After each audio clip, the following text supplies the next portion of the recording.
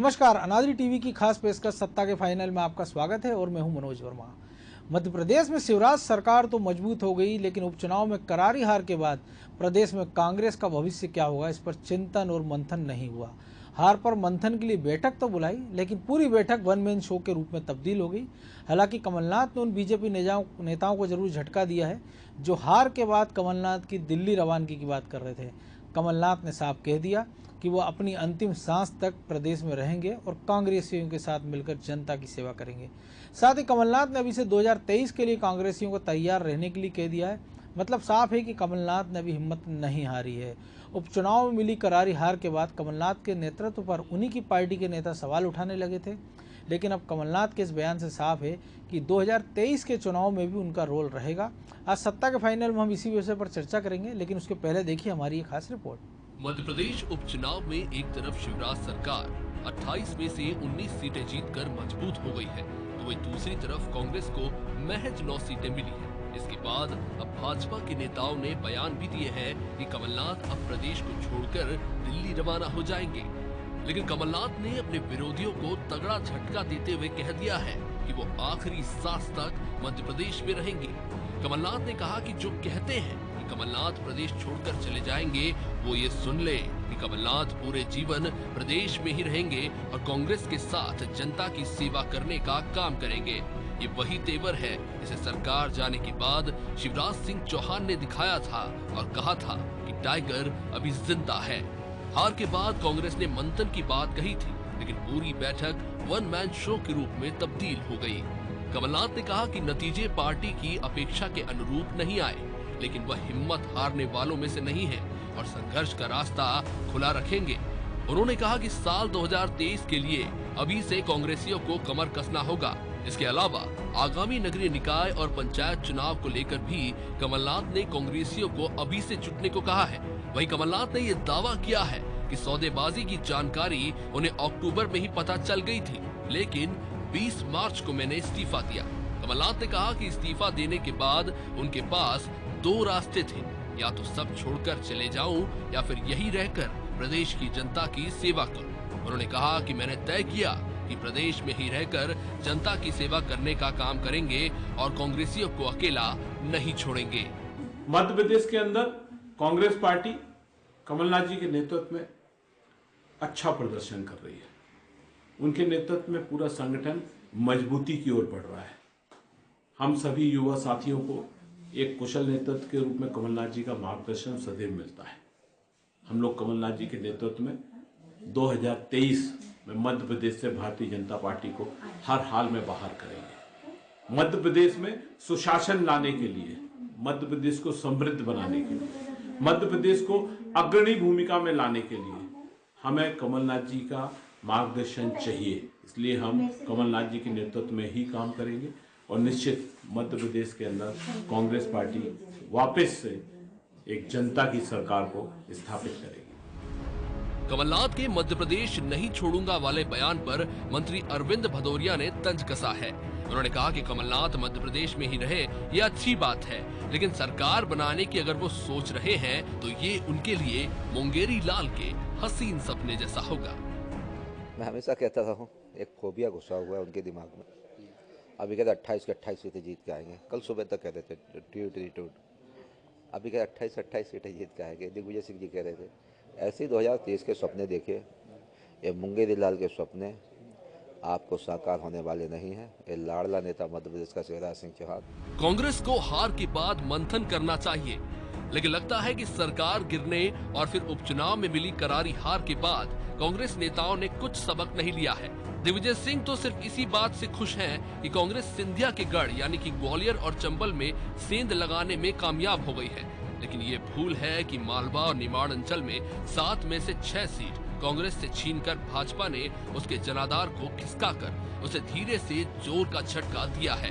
तो जाहिर है कि पिक्चर अभी बाकी है, लेकिन कमलनाथ इसी प्रकार डटे रहे तो दिग्विजय सिंह और तमाम नेताओं का क्या कद रहेगा, इस पर सबकी नजर होगी। ब्यूरो रिपोर्ट, अनादि टीवी। तो इस विषय पर और अधिक चर्चा करने के लिए हमारे साथ स्टूडियो से जुड़ गए हैं अनादि टीवी के एसोसिएट एडिटर प्रभु पटेरिया और ब्यूरो हेड ब्रजेश चौक से। पटेरिया जी, 2018 अभी नवंबर है, दिसंबर की बात थी, नतीजा है, अगले दिन शिवराज सिंह चौहान बीजेपी ऑफिस में पहुंचते हैं, लॉन में बैठते हैं, टाइगर जिंदा है, मरते दम तक मध्य प्रदेश में रहूँगा। 2020 नवंबर, 15-20 दिन का अंतर। वही कमोबेश बात कमलनाथ कह रहे हैं।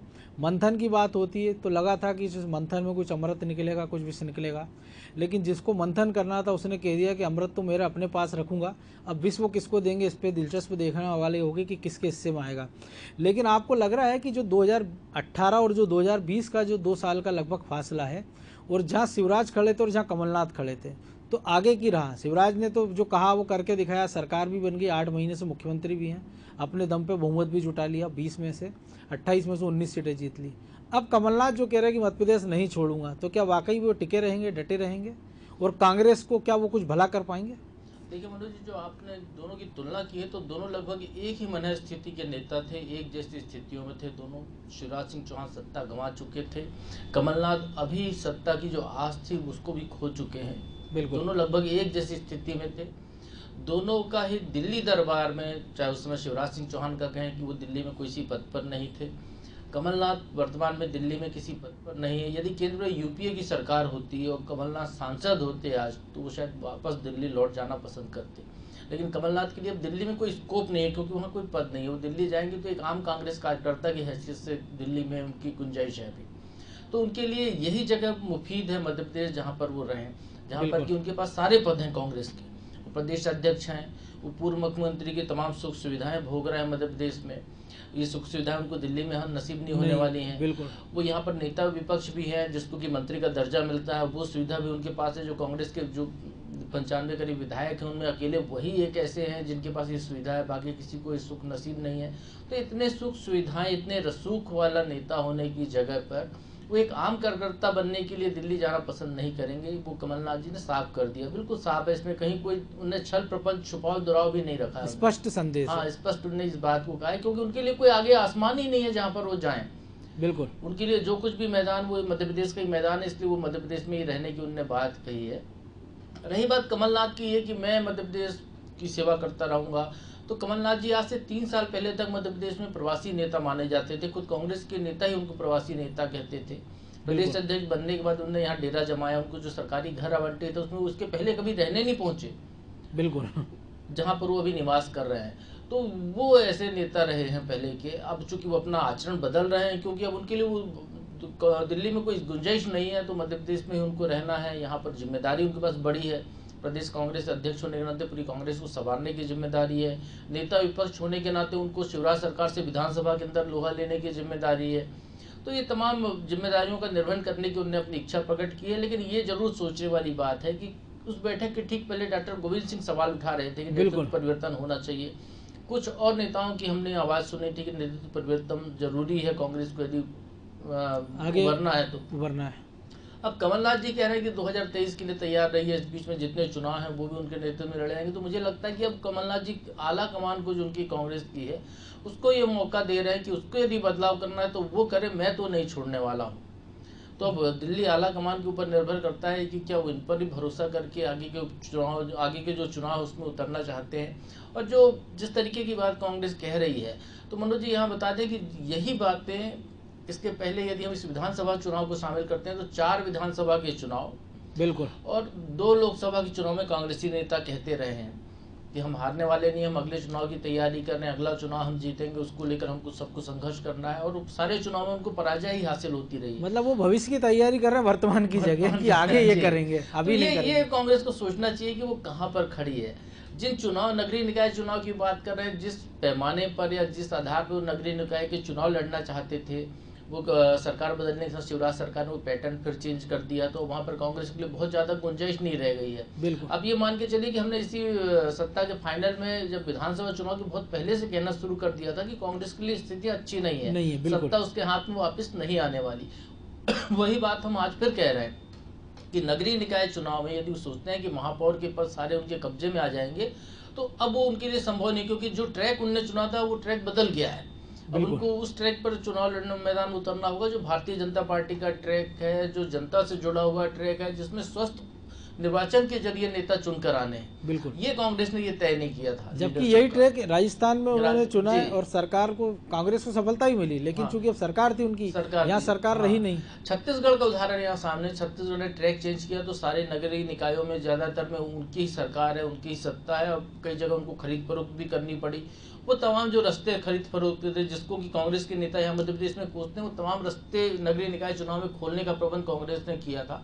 वो प्रबंधों पर विराम लग गया, तो इसलिए बहुत ज़्यादा संभावनाएं दिखती नहीं है। अब जो कुछ भी है, चूंकि कमलनाथ जी के लिए और कहीं जगाने की गुंजाइश नहीं है, अब वो जो कह रहे हैं वो कर रहे हैं। यदि मध्य प्रदेश में कांग्रेस को अच्छी स्थिति में लाने का प्रयास करते हैं तो बहुत बेहतर है, और यदि नहीं ला पाते हैं तो स्वाभाविक तौर पर आप यदि बार बार असफल हो रहे हैं तो फिर आवाज घर के अंदर से उठना शुरू हो जाएगी। जो अभी दबे स्वर में आवाजें आ रही है मनोज जी, वो मुखर हो कमरा जाएगी। बैठकों में जैसे ये मंथन हुआ था कल जी, उसमें गूंजने लगेगी। अभी नेता शांत इसलिए क्योंकि ताजा ताजा चोट पड़ी हुई थी, उनकी समझ में नहीं आ रहा था क्या कहना है।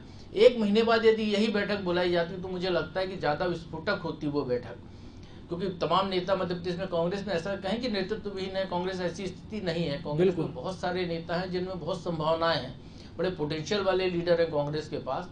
तो वो अभी चुप इसलिए बैठेंगे कि ताजा मामला है। यदि मामला कुछ दिन और चलता है, उनको लगता है कि उनके लिए रास्ते बंद हो रहे हैं कमलनाथ जी के कारण, तो मुखर वो होने लगेंगे या दूसरा रास्ता चुनेंगे। जो अब अमृत और विष की बात कर रहे हैं, तो अभी अमृत कमलनाथ जी के पास दिख रहा है, लेकिन अमृत यदि बहुत देर तक रखा रहे तो वो कब विष में तब्दील हो जाए ये भी कहा नहीं जा सकता, क्योंकि दही को हम अमृत भी कहते हैं, वो यदि खट्टा हो गया, खराब हो गया तो वो विष बन जाता है। बिल्कुल, बड़ी बात है।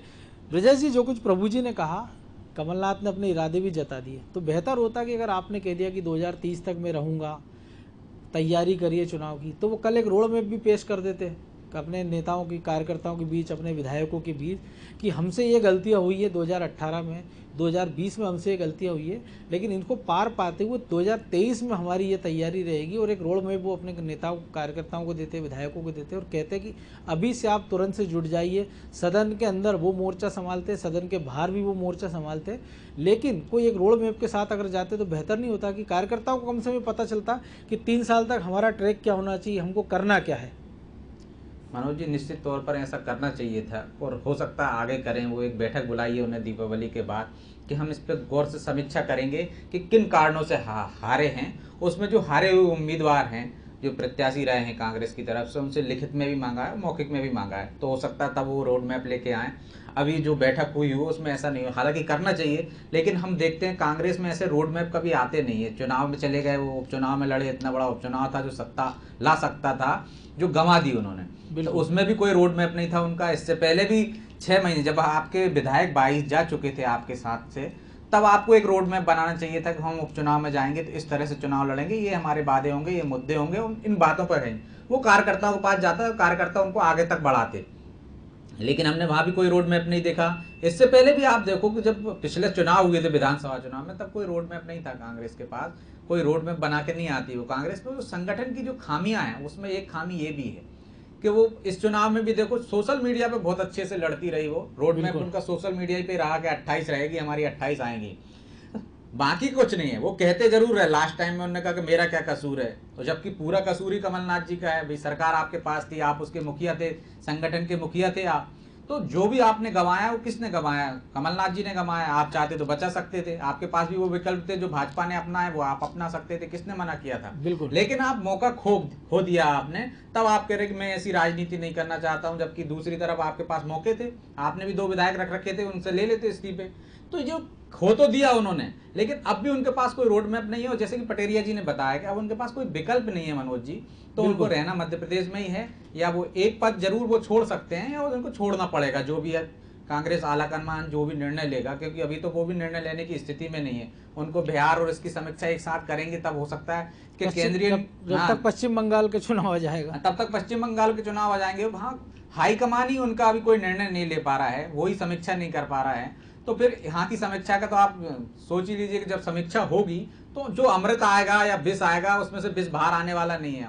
अमृत ही आएगा आपके पास कि भाई हम ही रहेंगे यहाँ पे मुकाम पे। अब दोनों में क्या बंटवारा हो जाता है दिग्विजय सिंह में और कमलनाथ जी में, वो अलग बात है। एक पद तो निश्चित तौर पे उनको छोड़ना ही पड़ेगा। रही बात कांग्रेस को जागृत करने की, तो ये दायित्व यदि वो निभा रहे हैं तो अच्छी बात है, अच्छा विकल्प, अच्छा विपक्ष होना चाहिए प्रदेश में लोकतांत्रिक, स्वस्थ लोकतांत्रिक व्यवस्था के लिए। तो वो कांग्रेस को खड़ा करने के लिए यदि कमलनाथ जी यहीं रुकेंगे तो अच्छी बात है, कांग्रेस खड़ी होगी तो लोगों का ही भला होगा, अच्छा विपक्ष मजबूत रहेगा। तो प्रभु जी, विपक्ष का आपने कहा दिल्ली आला कमान, लेकिन जिस पार्टी का आला कमान अपने एक युवा नेता की बलि ले लेता है, जिसमें संभावना थी, जिसके कारण सरकार बनी, उसको वो नहीं रोक पाता है। वो आला कमान जो ये कहता है कि कमलनाथ ने या अशोक गहलोत ने अपने बेटों को टिकट दिलाकर ठीक नहीं किया, वो आला कमान जो जिसके बारे में प्रदेश अध्यक्ष कहते हैं कि मैं तो अपना इस्तीफा दिया, उनको स्वीकार करना चाहिए, वो आला कमान जो आइटम जैसे शब्दों पर कहता है कि ये उनकी निजी राय है, तो आपको लगता है वो आला कमान कमलनाथ को कुछ कहेगा कि आप पद छोड़िए एक या दोनों में से एक पद पर रही? क्योंकि वो भी तो उन्हीं का कोई भरोसा नहीं है कि वो उनके पास क्या क्या पावर रहना है, कौन उनकी सुन रहा है। क्योंकि हमने देखा कैप्टन अमरिंदर अपने हिसाब से पंजाब में चलाया, सिद्धू से झगड़ा उनका जग जाहिर है, हमने राजस्थान में भी देख लिया, हमने छत्तीसगढ़ में भी देख लिया, हमने मध्य प्रदेश में भी देख लिया। देखिए मनोज जी, जो बोल रहे हैं वो कांग्रेस के एक मामूली कार्यकर्ता है। तो भले कांग्रेस के राष्ट्रीय अध्यक्ष, पूर्व राष्ट्रीय अध्यक्ष हैं, लेकिन आज की तारीख में उनके पास वो पद नहीं है। जिनके पास पद है वो चुप हैं। सोनिया गांधी जी जो कांग्रेस के अध्यक्ष है वो बिल्कुल नहीं बोले, क्योंकि उनको ये स्थितियां मालूम है। जिन स्थितियों में कांग्रेस को यदि पूरे देश में गांधी परिवार लीड कर रहा है, जिस तरीके से सोनिया गांधी के बाद राहुल गांधी, राहुल गांधी के बाद सोनिया गांधी चल रहा है, वही स्थितियां यहाँ पर भी मध्य प्रदेश में है। कमलनाथ जी के आने से यदि आए हैं तो कमलनाथ जी के बेटे को आगे ला रहे हैं, या दिग्विजय सिंह जी कहें तो वो उनके बेटे को आगे ला रहे हैं। तो जो परिवारवाद की परंपरा है उसको तो वही लोग पोषित कर रहे हैं, तो वही बेल है जो नीचे तक फैली हुई है। तो आप एक अपना किसी नीचे वाली बेल को काटेंगे तो सवाल आप पर भी उठेंगे। तो इसलिए वो इस तरीके के बातें तो करने से रहे कि आपको वो रोकने की कोशिश करें। लेकिन ये जरूर है कि राहुल गांधी जो कहते हैं उसमें ये संभावना जरूर दिखती कि वो अच्छी चीज़ों को कांग्रेस में बदलाव की बात कर रहे हैं। राहुल गांधी ने यदि उस समय ये सवाल उठाए थे कि नेताओं ने अपने बेटों को लोकसभा का चुनाव लड़वाया, तो टिकट दिए किसने थे? राहुल गांधी ने दिए। तो चाहते तो रोक सकते थे। पराजय के बाद ये ठीकरा फोड़ना, आरोप लगाना, ये परंपरा गलत है। भारतीय जनता पार्टी की यदि हम बात करें तो भारतीय जनता पार्टी ने छत्तीसगढ़ के मुख्यमंत्री रमन सिंह के सांसद बेटे का टिकट काट दिया। बिल्कुल, सिटिंग एमपी का टिकट काट दिया, क्योंकि उन्होंने कहा एक परिवार से एक व्यक्ति राजनीति में रहेगा भाजपा में, चाहे कोई भी हो। हमने गोपाल भार्गव को देखा मध्य प्रदेश में, उनके बेटे में बहुत संभावनाएं हैं, बहुत बड़े कद के नेता हैं उस क्षेत्र के, वो बड़े सशक्त उम्मीदवार थे, लेकिन उनको टिकट नहीं दिया। ऐसे बिल्कुल कैलाश विजयवर्गीय के बेटे को टिकट दिया तो उनके पिताजी को की राजनीतिक चुनावी संभावनाएं खत्म हो गई। तो ये मध्य प्रदेश, ये भारतीय जनता पार्टी की परंपरा है कि वहाँ चूंकि निर्वाचन से नेता आए हुए हैं, उनमें कोई परिवारवाद नहीं है, वो किसी से बंधे हुए नहीं है, उन पर कोई उंगली नहीं उठा सकता, इसलिए वैसे निर्णय ले देते हैं।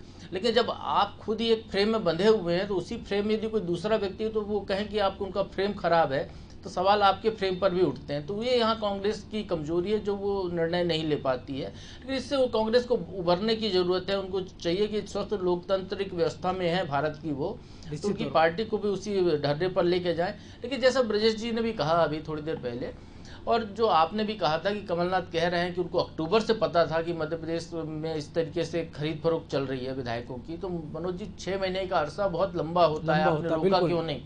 आप सरकार में थे, आपके पास बहुत ज्यादा संसाधन थे, संभावनाएं थी, आप इससे ज्यादा खरीद फरोख्त कर सकते थे चाहते तो। नहीं की आपने, अच्छी बात है। कमलनाथ जी ने खरीद फरोख्त नहीं की, बहुत अच्छी बात है, साधुवाद है इसके लिए। लेकिन आपकी शुरुआत किसने की थी? फिर सवाल ये भी खड़ा होता है कि भाजपा के 2 विधायकों को अपने बगल में बैठाकर प्रेस कॉन्फ्रेंस सुनने की थी, वो विधायक उनके पाले में चले गए थे, आपने उनको पूरी तरह नहीं लाए, एक बीच में रखे रहे, आप उनको त्रिशंकु बनाकर रखे रहे। अंततः हुआ ये कि उनको जिधर बम उधर हम, तो भाजपा में उनको देखा कि ताकत भाजपा में जा रही, तो वो वापस चले गए। तो गलती कहें या शुरुआत कहें वो कमलनाथ जी ने की थी। कमलनाथ जी को चूंकि वो केंद्र के बड़े अच्छे फ्लोर मैनेजमेंट माने जाते हैं संसद के अंदर के, बिल्कुल कमलनाथ जी को मध्य प्रदेश या नीचे की सियासत को समझने की जरूरत है। तो हालांकि इसके पहले कभी विधायक भी नहीं बने थे, ये पहली बार ही विधायक बने हुए अभी, तो उनको ये चीज़ें समझने की जरूरत है। वो नगरीय निकाय चुनाव में जा रहे हैं तो उनको नगरीय निकाय चुनाव को समझने की जरूरत है कि वहाँ की रणनीति क्या होती है, वहाँ की राजनीति क्या होती है। यदि पंचायत के चुनाव में जाएंगे तो उसको समझने की जरूरत है, उस हिसाब से उनको निर्णय लेना होगा। वो समझेंगे तब जब उस लेवल के नेता से वो नीचे तक बात करेंगे। लेकिन अभी तो ये था कि उनके मंत्री विधायक कहते थे उनको समय नहीं मिलता था। अभी भी मैसेज का खेल है राजनीति। अभी आप अगर वो बैठक जो आपने अपने बंगले में बुलाई, वो अगर पीसीसी में बुलाते आप तो एक मैसेज जाता। तो आप ये भी मैसेज दे रहे हो कि पूरी कांग्रेस मैं चला रहा हूँ और मैं अपने घर से भी कांग्रेस को चला सकता हूँ। स्वाभाविक तौर पर मनोज जी वही मैसेज देने की कोशिश कमलनाथ जी की, कांग्रेस मध्य प्रदेश में यदि है तो उनसे है। लेकिन कमलनाथ जी मध्य प्रदेश कांग्रेस में केवल 3 साल के नेता हैं। ये कांग्रेस का आम कार्यकर्ता भी जानता है। इसके पहले कमलनाथ जी मध्य प्रदेश के प्रवासी नेता थे। कमलनाथ जी बड़े कद के नेता माने जाते थे क्योंकि उनको दिग्विजय सिंह जी ने बड़ा कद दिया, उनको अर्जुन सिंह जी ने मध्य प्रदेश में बड़ा कद दिया। बिल्कुल। ऐसे तो बहुत सारे नेता हैं जो यदि आला कमान के बहुत करीबी हैं, लेकिन वो यदि आ रहे हैं राज्य में तो वो केवल आए, एक दिन दो दिन के लिए चले गए। लेकिन आपको यहाँ पर यदि तरजीह इसलिए दी जा रही क्योंकि प्रदेश नेतृत्व तो आपको तरजीह दे रहा है। इस चीज को समझना चाहिए। आप एक केवल महाकौशल के छत्रप गिने जाते थे कमलनाथ जी, यदि हम प्रदेश अध्यक्ष बनने की पहले की बात करें, तमाम छत्रपों के बीच में एक छत्रप वो भी थे। मध्य प्रदेश के निर्वात कोई कांग्रेस नेता कहें तो वो दिग्विजय सिंह है, जिनका पूरे प्रदेश में आधार था, पूरे प्रदेश में आज भी उनका आधार है। मुख्यमंत्री रहे वो लंबे समय तक, प्रदेश अध्यक्ष होने के नाते उन्हें पूरे प्रदेश में कांग्रेस के लिए मेहनत की थी, जिसकी वजह से वो 10 साल उन्हें सरकार चलाई। बिल्कुल। तो उस तरीके के नेतृत्व से आपको सीखने की जरूरत है, और वो नेतृत्व तो आपका सलाहकार है, लेकिन आप उसकी भी बात यदि मुझे लगता नहीं मान रहे होंगे, आप उसकी भी बात नहीं मान रहे हैं या उसकी गलत बातों को मान रहे हैं, तो नुकसान अपने आप में खुद का ही कर रहे हैं कमलनाथ जी, कांग्रेस का नुकसान कर रहे हैं। यहाँ कांग्रेस को अपने को रिवाइवल करना है तो कांग्रेस को अपने को वापस पूरी तरह से आत्मचिंतन करना होगा।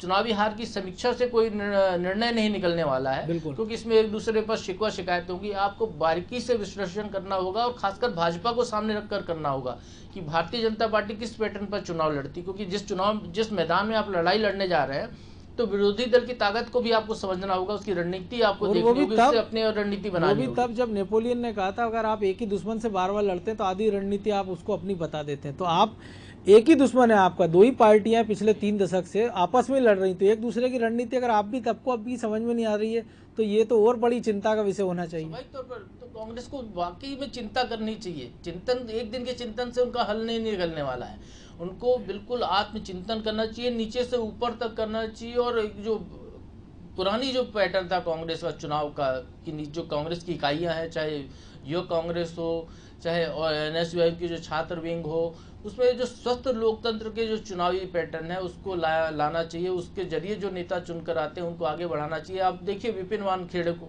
बिल्कुल वो एक इसका उदाहरण है कि वो चुने हुए लीडरशिप के नेता थे, उनने बराबर पिछला चुनाव हारने के बाद उस क्षेत्र में डटे रहे, संघर्ष किया, और इतनी ज्यादा उसके बावजूद वो जीत कर आए, इतने संघर्ष के बावजूद वहाँ की जनता ने उन पर भरोसा जताया। तो आपको ऐसे लीडरशिप को आगे बढ़ाने की जरूरत है, ना कि ऊपर से थोपी गई लीडरशिप को, क्योंकि जो ऊपर से आए हुए हैं पैराशूट नेता, वो 1-2 चुनाव से ज्यादा जीतने की संभावना उनकी रहेंगी नहीं, क्योंकि जनता उनका नीचे आधार ही नहीं है, वो खोखले नेता हैं। तो आधार वाले लोगों को यदि कांग्रेस लेती है, ऐसे लोगों को तैयार करती है, तो शायद कांग्रेस का बेस मजबूत होगा। फिर चाहे वो नगरीय निकाय के चुनाव हो, चाहे पंचायत के चुनाव, चाहे विधानसभा के चुनाव या लोकसभा के चुनाव, हर जगह चुनाव में कांग्रेस को सफलता मिल सकती है। क्योंकि कांग्रेस, मनोज जी, मध्य प्रदेश वो राज्य है जहाँ कांग्रेस का वोट परसेंटेज फिक्स है। बिल्कुल, कांग्रेस 30% पोलिंग से शुरू होती है। बिना मेहनत किए हुए पंजे के सिंबल पर कोई आदमी खड़ा हो तो उसको 30% कम से कम इतने वोट तो मध्य प्रदेश में। तो आप इतने ऊपर से शुरुआत करने जा रहे हैं, और जहाँ केवल 5 से 10% वोट के अंतर से सरकारें बन जाती हैं, तो वहां पर आपको ये चाहिए कि आपको अच्छा नेतृत्व तो खड़ा करे, और मध्य प्रदेश में उनको संभावना में कोई कमी नहीं है कि कांग्रेस चुनाव न जीत सके। बिल्कुल ब्रजेश जी, जो कुछ प्रभु जी ने कहा निश्चित रूप से 16% सही है वो, लेकिन अगर बात है कि अगर आपकी सारी इकाइयाँ, अगर आप मूल संगठन की हम बात कर रहे हैं, लेकिन जैसे प्रभु जी ने कहा कि आपकी NSUI है, छात्र विंग है, महिला विंग है, आपकी अल्पसंख्यक मोर्चा है, ये सारे के सारे एक तरह से विलुप्त हो गए हैं। सेवा दल, जो कि एक कहा जाता था कि संघ के टक्कर का एक उनका संगठन है, उसके बारे में कोई कांग्रेस का नेता बात नहीं कर रहा, केवल पदों की रेवड़ी बांटी जा रही है, जिसका नहीं लग रहा आपको बड़ा नुकसान है। क्योंकि एक मैसेज है बिहार में, जब हमने देखा कि प्रधानमंत्री नरेंद्र मोदी ये कहते हैं कि महिला मेरी साइलेंट वोटर है, तो वो बताते हैं कि भैया 3 तलाक के कारण है या गैस सिलेंडर मिला है। तो मध्य प्रदेश में भी बीजेपी के पास भी वो साइलेंट वोटर है कि लाडली लक्ष्मी कन्यादान योजना है, लाडली लक्ष्मी योजना है, तो जो साइलेंट वोटर है। तो ऐसे में आपको आपकी जो महिला इकाई है या आपकी जो छात्र इकाई है, युवा इकाई है, उसको आप सक्रिय करो, उसमें ऊर्जावान लोग ले आप। ठीक है, मूल बॉडी में नहीं ला रहे हैं, आप अपना दबदबा रखना चाह रहे हैं, तो उसमें ऊर्जावान लोग लाएं, और वहाँ से फिर नीचे से उनको चुनाव के लिए आप तैयार करिए और ऊपर तक लाइए। मनोज जी, निश्चित तौर पर यदि कांग्रेस मतलब अगले चुनाव के लिए तैयारी कर रही है तो उसको अभी से चुनाव के मूड में जाना चाहिए, तब वो 2023 में कुछ आगे बढ़ सकती है, मजबूती से लड़ सकती है। ऐसा भी नहीं कह सकते राजनीति में संभव नहीं है कि वो चुनाव नहीं जीत सकती, लेकिन उसको अभी से संगठन गढ़ना पड़ेगा। बिल्कुल, हर उसके अनुसांगिक संगठन को फिर से खड़ा करना पड़ेगा, नीचे से ऊपर तक का पूरे नए सिरे से गढ़ना पड़ेगा, चाहे यूथ कांग्रेस हो, चाहे महिला कांग्रेस हो, चाहे सेवा दल हो। ऐसा नहीं है कि कांग्रेस के पास कार्यकर्ता नहीं है, उसका जमीन पर भी कार्यकर्ता है, लेकिन उनको काम देना पड़ेगा। यदि जैसे प्रभु जी ने भी बताया कि भाजपा से सीखना होगा उनको, किस तरह से संगठन खड़ा किया जाए, किस तरह से लोगों को काम दिया जाए। और हम देख रहे हैं कि आज की तारीख में यदि वो 3 साल की अभी से जो उनके प्रभारी थे दीपक बावरिया, तो उन्होंने तो नसीहत दी थी कि संघ से भी सीख लें आप, अनुशासन कम से कम। हाँ, निश्चित तौर पर अच्छी चीज सबसे सीखना चाहिए मनोज जी, और अनुशासन से ही संगठन चलता है। संगठन शक्ति और अनुशासन से चलता है। आपको दिन कठोर निर्णय लेना पड़ेंगे यदि आपको कांग्रेस को पुनर्जीवित करना है और तब मजबूती से खड़ा करना है। आगे सत्ता में आने का आप यदि सपना देख रहे हो 2023 का, तो आपको आज से चुनावी मूड में आ जाना पड़ेगा और आज से आपको काम करना पड़ेगा। आपको देखना पड़ेगा, नई लीडरशिप को आपको मौका देना पड़ेगा। जैसे विपिन वानखेड़े की बात हुई, हमने कुणाल चौधरी की बात हुई है, जीतू पटवारी हैं, तो यूथ लीडर उनके पास भी हैं। जो नई यूथ है उसको यूथ लीडर को लाइए आगे। जैसे कि राहुल गांधी ने जब वो अध्यक्ष थे तो उन्होंने कहा था कि कितने % कोटा फिक्स किया था कि यूथ कांग्रेस को हम देंगे, लेकिन वो उसका पालन नहीं हुआ। उनके जितने फार्मूले थे वो सक्सेस नहीं हो पाए, उनको सक्सेस किसने नहीं होने दिया। बिल्कुल नीचे तक इम्प्लीमेंट। फार्मूले ठीक है, बदलाव के लिए आदमी करता है, कोशिश करता है, कुछ अच्छी भी चीजें होती, कुछ बुरी भी होती है, लेकिन फार्मूले ठीक थे कि नई लीडरशिप आती है उस फार्मूले से। लेकिन उसमें भी यहाँ के क्षेत्रीय छत्रपों ने क्या किया है कि वो भी उसको हाईजैक कर लिया और इस तरह से उनने अपने लोगों को वो कर लिया, तो वो संगठन पे ऐसा गढ़ नहीं पाए राहुल गांधी और फेल हो गए। वो सक्सेस नहीं हो पाए बड़े नेताओं के कारण, छत्रपों के कारण, या देश में जो ज्यादा अनुभवी नेता थे कांग्रेस में उनने शायद उनको फेल कर दिया। अब यदि राहुल गांधी फिर से आते हैं तो लगता है कि यूथ को एक बार फिर मौका मिलेगा, जैसा कि चल रहा है ऊपर भी बदलाव का, तो कांग्रेस में राष्ट्रीय अध्यक्ष तय होगा तो संगठन का गढ़ना एक बार फिर शुरू होगा। और मुझे लगता है कि इन चुनावों के बाद कांग्रेस कुछ ना कुछ विचार तो कर ही रही होगी कि किस तरह हमें मजबूती से खड़े होने के लिए शुरुआत करनी चाहिए। शुरुआत कैसे करेंगे, कुछ बहुत सारे चेंजेस हमें हो सकते हैं देखने को मिले, लेकिन मध्य प्रदेश में आज भी कांग्रेस का वजूद है। जैसे पटेरिया जी ने बताया 30% वोटर हैं उसके, 30% से स्टार्ट होते हैं, तो उनके पास तो जमीन तैयार है। उनको सिर्फ लड़ने के लिए लड़ाकू तैयार करना है उनको। और आज यदि वो सोच लें कि जो चुनाव में हारे हैं, जो हमने गलतियां की हैं, उनसे सबक ले लें और अपने कार्यकर्ताओं को आज बोल दें वो कि आपको हम टिकट देंगे, आज से तैयारी कर जाओ, वो आज से क्षेत्र में लग जाएं, विपक्ष की भूमिका दमदारी से निभाएं और हर मुद्दे को उठाएं, तो सरकार के लिए अभी भी नाक में दम करने की उनमें हैसियत है और ताकत है, इतना मजबूत विपक्ष है, तो ये उनको करना पड़ेगा। तो हो सकता है 2023 में आपको ये लड़ाई, जो लोकतंत्र की लड़ाई है, चुनावी लड़ाई है, वो आपको और मजबूती से लड़ने को देखने को मिले।